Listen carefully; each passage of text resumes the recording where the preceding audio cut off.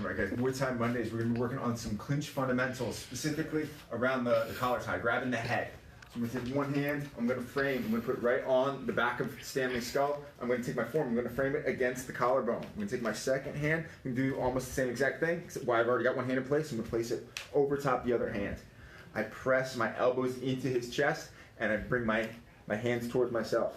Depending on my partner's level, most folks will just let you grab their head and pull them straight down. This is terrible for Muay Thai. I can very easily knee him right in the face. In fact, that's most people's first instinct. First time somebody with a good collar tie or a Muay Thai clinch grabs them, they just go, aha, I see opening, and they go down low, boom, knee to the head. Super dangerous from sparring.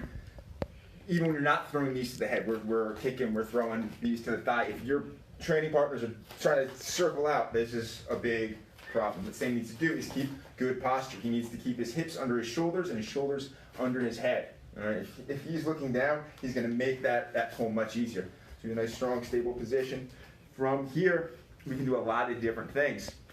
We can pull him off of his base. We can look to throw knees. Depending on what he's doing with his arms, we've got access to elbows and things like that. We're going to focus now on if he gets me here. As I said, shoulders over your hips, head over your shoulders. If he starts to pull me forward off of my base, I've seen this so many times. Coach shouts, head up, and you see a guy trying to lift their partner with their neck. Unless you're clinching with a baby, your neck's not strong enough to pick a whole person up. Get your hips in and up. That's step one. I have to keep good position. And when he lets go, my shoulders are shrugged up. This is going to help lock my neck in position. It's also going to help protect my head a little bit from strikes. But I'm not relying just on that. I'm going to get some kind of control. Typically, we prefer inside control, but outside control is better than no control.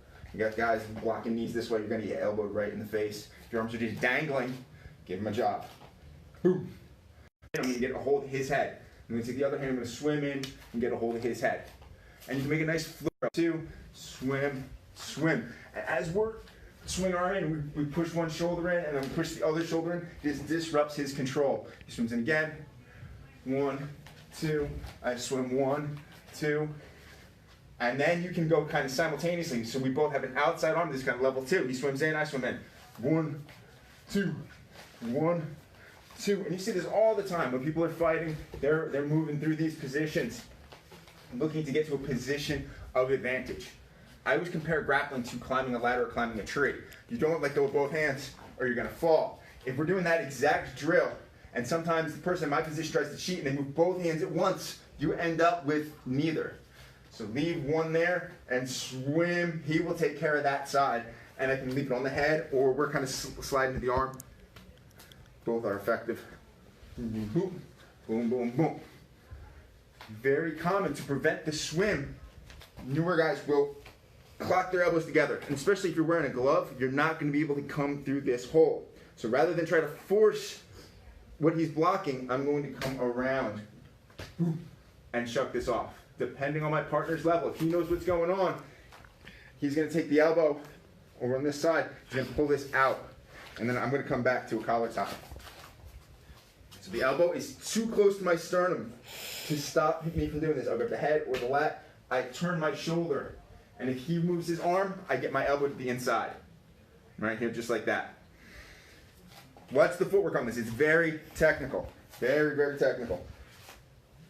Don't move your feet at all. Okay? Very commonly, the person in my position will step this foot through here, and he will just, you don't even need to take that out, just pull me backwards. I'm going down. So I don't want to put my foot between his feet. His elbow is too close to my sternum to stop this. If he does not take his arm out, I'm going to do what he just did to me. I'm going to block and set him down. One of the easiest dumps you're going to find. I collapse the elbow, boom, right here. So we can think of 3 positions the form can be. By the sternum, which is where we just got our shuck.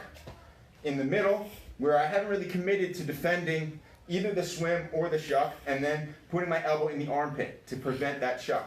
So if Stan's left elbow is in my armpit, I have no leverage here, but the swim is easy. So I like to have students, I go over both of these, and then I kind of let them play live a little bit. You're looking to see, is he going to stop me from coming up the middle? No, I got my arm in. Or yes, he stops me from coming up the middle, I'm gonna move him around. Boom. Takes his arm out, we just go back to our pummel game. So, if he stops in, I go around. If he stops around, I go in. I'm not gonna just try to beat him by being bigger and stronger, okay? When you fight within a weight class, you're gonna be going against somebody with relatively similar attributes. And if you're training, you'll run into guys bigger. So running through everything that we had, he gets my head, and I get pulled off my base, I get my hips and shoulders underneath, and I've got to stay close so he's not kneeing me into oblivion. Always giving your hands a job. Level 1 swimming, I'm going to swim 1 in, I'm going to swim 2 in. My partner's going to do the same. 1, 2, 1, 2.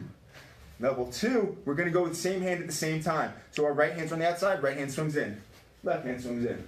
Right hand, left hand. Right hand, left hand. Next we had our shuck. If his elbow is too tight for me to come in, I'm going to come around. Neck or lat, I collapse. If he stays here, I'm going to block his knee and set him down. If he pulls his arm out, I'm going to frame with my elbow. All right? I don't want to let him get all the way to my profile here. Because again, he will do that same dump I just did to him. So when I feel him pull his arm out, I frame my elbow inside. Boom, boom, boom. And then on your own, you can play with it. When I go in and he blocks in, I'll come around. If he blocks around, I'll come in.